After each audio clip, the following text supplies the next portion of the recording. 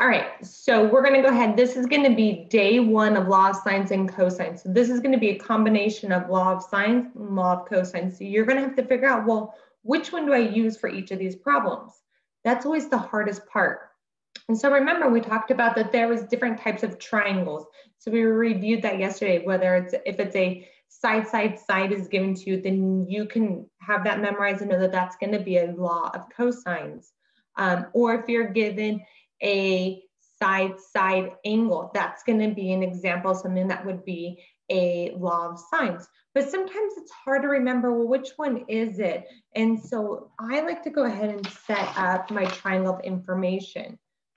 So when I talk about, again, my information, setting up everything in my triangle into my information table, I'm going to have in this case, I don't have any letters. I haven't even read this yet, but here's what I'm going to go ahead and do.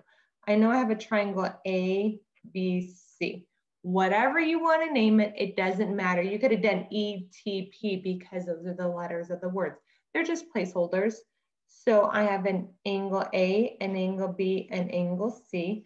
That means that across from my angle A would be my side A, across from my angle C would be my side C, and across from my angle B would be my side B. So I also have a side A, B, and C.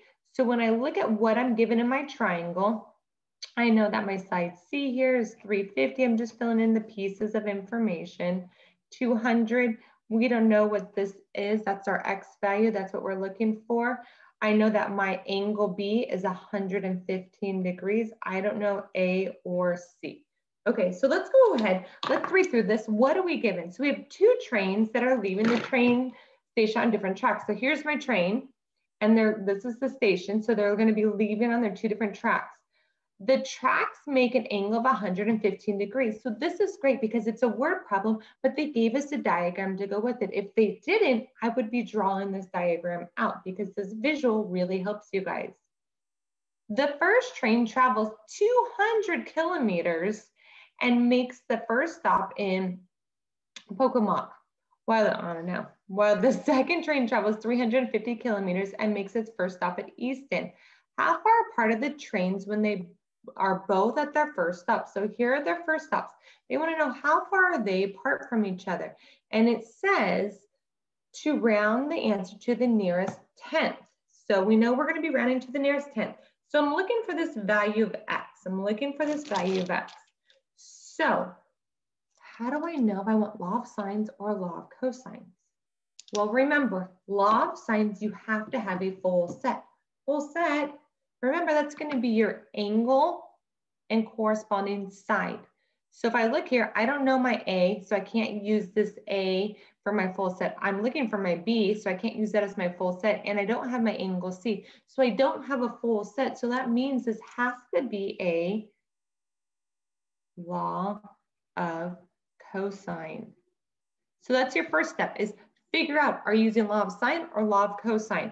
The other way you could have looked at it was I was given an angle, a side, angle, side. And that's also going to tell me that it's a law of cosine. So if it's going to be law of cosine, I'm looking for my side B, then my equation that I would use would be B squared is equal to A squared plus C squared minus 2AC cosine of B. So remember, whatever side I'm looking for is the angle I need to know for my law of cosine. So I fill in all my awesome information. B squared is equal to 200 squared plus 350 squared minus 2 times 200 times 350 times my cosine of 115 degrees. So I go to my wonderful calculator, and in my wonderful calculator, I would plug in all of this right here. And when I plug that in, I get 162,500 minus, and I plug all this into my calculator. Do you guys want to see the calculator work, or are you guys comfortable with that piece now? You guys have a preference? Anybody want to see it? All right, if you do, just let me know. Okay, if you guys change your mind or whatever, let me know, and I have no problem. If it's just a certain piece you're not sure. But when I plug this into the calculator, this whole piece, I would do 2 times 200 times 350 times cosine of 115, and I would get negative 59,166.56. So when I go ahead and I figure out this piece, a negative and negative would make that a positive. And I end up with my b squared is equal to, this is going to be 22166. Make sure I get all the values written in. And I'm going to take the square root of both sides, and I get b is going to be approximately 470.8 kilometers. And that's all that they were looking for, is this value here. And there's my answer. So again, I think setting up my table of information helps me quickly identify, am I going to go law of sines or law of cosines? The biggest thing that when we talk about our law of sines and law of cosines is sometimes we forget about the idea of we have a right triangle, and if we have a right triangle, we don't have to use law of sines or law of cosines. That's for when we don't have a right triangle. Because remember, if we have a right triangle, then we can always use our SOHCAHTOA to solve a right triangle. So if it's a right triangle, we use SOHCAHTOA. So my sine, cosine, and tangent is opposite over hypotenuse, adjacent over hypotenuse, or opposite over adjacent. So if we have a right triangle, we could just use SOHCAHTOA. We don't need to go through the whole law of sines or law of cosines. So that's always our go-to first. If we have a right triangle, that's what we want to do. We use the law of sines and law of cosines when we don't have a right triangle. So it says, use the right triangle CDB. So CDB, they're talking about this triangle here, to create a trigonometric ratio for sine of C. So if we're talking about sine of C, so sine of C would be equal to the opposite over your hypotenuse. So sine is opposite over hypotenuse. So if this is my focus angle, remember this is my right triangle piece right here. My hypotenuse is always this longest side, so this is my hypotenuse. This is just a variable h, it's actually representing the height. That doesn't mean it's the hypotenuse, so be careful. This is my opposite side, and this would be my adjacent. So when we're talking about plugging in this opposite of our hypotenuse, this would tell me then that sine of C would be equal to my opposite side, which is that h variable, over my hypotenuse, which is represented with that value of A. So sine of C is h over A. So again, this h is not talking about the hypotenuse. This is representing our hypotenuse. This is my hypotenuse. These are two different h's, so I just used the h in a different color to try to write it out. But if I write out hypotenuse, maybe that will help you guys understand. They're not the same. Okay, so here's the next little piece. So you solve this piece and then you go to the next piece, and it says after solving the two equations for h, you get what? So they gave you these two equations and they want you to solve for h. All right, well, if I have sine of A is equal to h over c, to solve for h, all I would do would be to multiply each side by my c, right? So I would get h is equal to c sine of A. And very similarly, if I multiply both of these sides by my A, then I would get, here I would get h is equal to A sine of C. So these are the two things that they're looking for. It's a drop-down bar. Remember, whenever you see something like this, it's a drop-down bar, so they'll have it set for you. So let me ask you this. In the triangle, this h here, there's two triangles here. This h, though, is the same h in both, right? It's representing that same height, or what they call the altitude. These h's are the same. So if these h's are the same, then what can I say about these two equations? What can I say about those two equations? that they're equal, right? So this, I could then say that my C sine of A is equal to my A sine of C. And you know what's interesting here is, what happens if I divide both sides by A? This A would cancel out, right? What happens if I divide both sides by C? The C would cancel out here. And look what I have. I've derived my law of sines formula.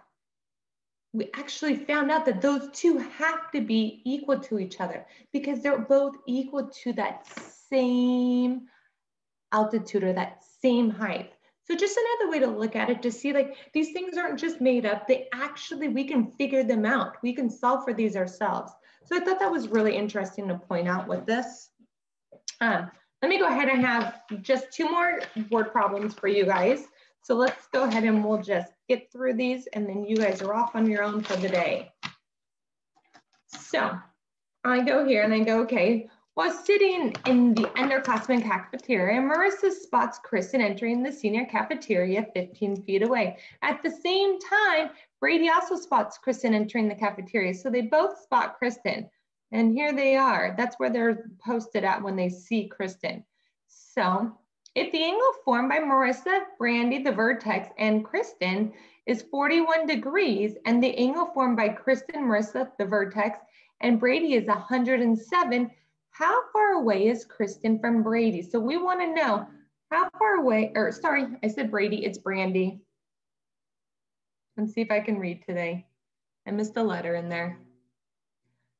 Okay, so I want to know how far away are they? So look at all the information I'm given. And again, I like to label my triangle. So I'm just going to call this triangle A, B, C. Then this is going to be my side A, this is my side B, and this is my side C. So what information do I have? Again, I'm going to break it apart so I can see what do I have, what am I looking for, and what can I use to solve it? So I know that my angle A is 41 degrees, my angle B is 107 degrees. I know my side A is 15. I'm looking for my side B. I don't know my side C, and I don't know my angle C. But can I easily find that angle C if needed? Yeah, absolutely. If I know the two, I can add them together and subtract from 180. But when I look here, I realize I have what I would call a full set, right? We have a full set. If I have a full set, then we want to use the law of sines. Every time, if I have a full set, I want to use my law of sines. I'm looking for this B, so if I was going to use law of sines, great question. So question is, when you label a triangle, does it matter where you label it at? No, it does not matter. I could have labeled A, B, C. I could have labeled A, B, C here. I could have labeled QRS. It doesn't matter. What matters though, is that across from my A has to be the corresponding value A. Or if this was a B for Brandy, then this across from it has to be your corresponding B. So I tend to default to A, B, and C because that's the most common triangles we see. The most important piece is that the side across from it has to be that same letter. So when I look at my angle across from it has to be the same letter. Across from this angle, the side across from it has to be the same letter. That's all that matters. That's the only part that matters. So when I do my law of sines, it's going to be A over sine of A is equal to B all over sine of B. Again, I chose A because I had that full set. I chose B for my law of sines because that's what I'm looking for. I plug in my pieces here. So I'm going to have 15 all over sine of 41 degrees is equal to X all over sine of 107 degrees. So I want to go ahead now and we're looking for X. I'm going to cross multiply. So I'm going to get X times my sine of 41 degrees is equal to 15 sine of 107 degrees. I'm looking for that x, so I'm going to divide both sides by sine of 41. And I go to my calculator. Since we haven't done sine lately, I'll go ahead and plug it in for you guys. 15 times my sine of 107, and I hit equals. Then I go ahead and divide it by my sine of 41. And when I do that, I get that x is going to be approximately 21.98. So my answer here is going to be 21.9 feet. That's how far apart they are from each other. All right, and my last one. Any questions before I continue? If I'm going too fast, please let me know.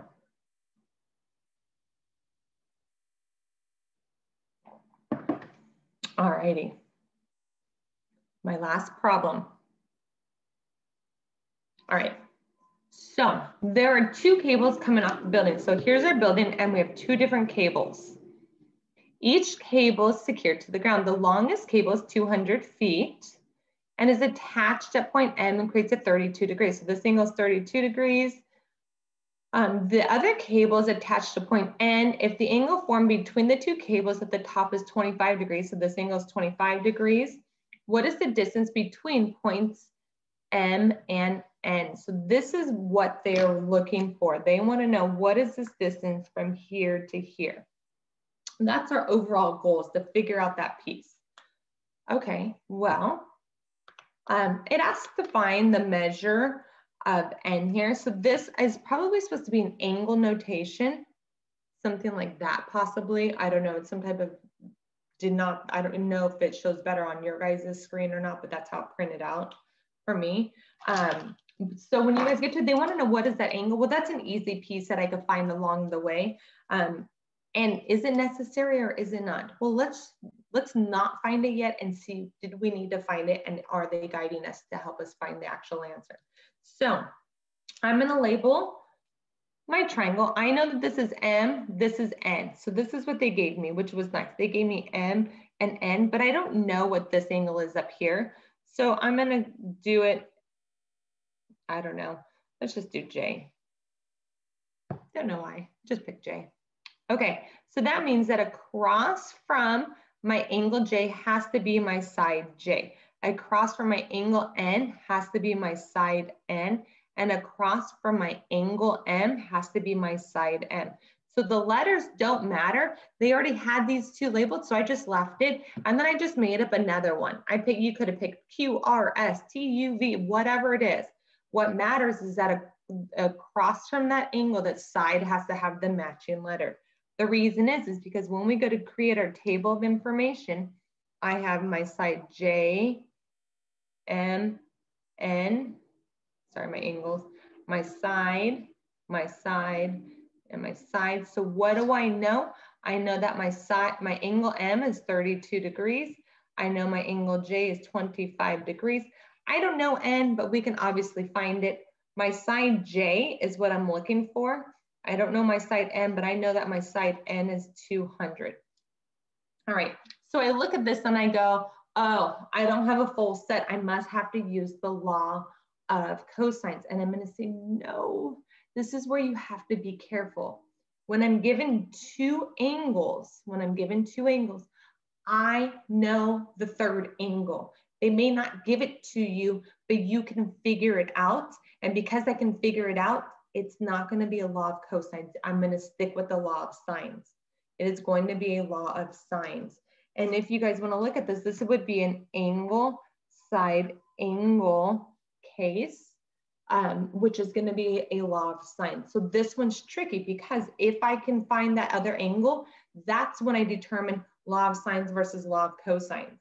So I need to be careful, and hence why they told you to find that measure N. So if I want to figure out my angle N there, then I would do 25 plus 32. And my 25 plus my 32 is going to give me 57. And then I'm going to do 180 minus my 57. And when I do that, I get 123 degrees. So this angle is 123 degrees. Now that I look at it, I can easily spot my full set, which means I can use my law of sines. So I'm looking for this x, If I want to know what x is, then I could go ahead. So this is what I'm looking for. So I'm going to be using my j. I'm going to do n all over sine of angle n is equal to j all over sine of my angle j. I plug in all my pieces. So I'm going to have 200 all over sine of 123 is equal to x all over sine of 25. Oh, sorry, you guys. I'm going to go ahead and I'm going to cross multiply. So I get x times sine of 123 is equal to 200 sine of 25. I'm going to divide both sides by my sine of 123 so I could get my x by itself. And I plug this in my calculator and I get x is approximately 100.8 feet. And we're done. Now remember, if I'm looking for the angle, if the variable is within that angle, that sine, then that's when I would use my inverse key. So if I'm looking for the angle, that's when I use inverse. If I'm just looking for the side, I don't need to worry about the inverse key. A lot of different things going on here. So this is just going over instruction today. Tomorrow you'll have assignment and then you'll have the quiz. We've kind of started the semester kind of slow, and then it will unfortunately have some days where it picks up. I can't stress to you guys enough, stay on pace with the calendar I provide, not what is given to you in Edgenuity, because we won't match that pacing. It's for your benefit, trust me. Don't worry if it says you're behind a day or two. Don't freak out. That's not going against your grade. It's what's best for you guys, because it has it where there's some days that there's nothing and you have to, and other days where you have 3 different assignments on a day for multiple days in a row, and it's way too much. So I have it paced out for you guys. I've taken everything into account. So trust me on this, stay with my pacing. Don't freak out if it shows you're behind. Any questions? All right, if you guys don't have any questions, then you guys have an amazing day and I will see you guys tomorrow. Bye. Bye. Bye. Have a good day. See ya. Thank you.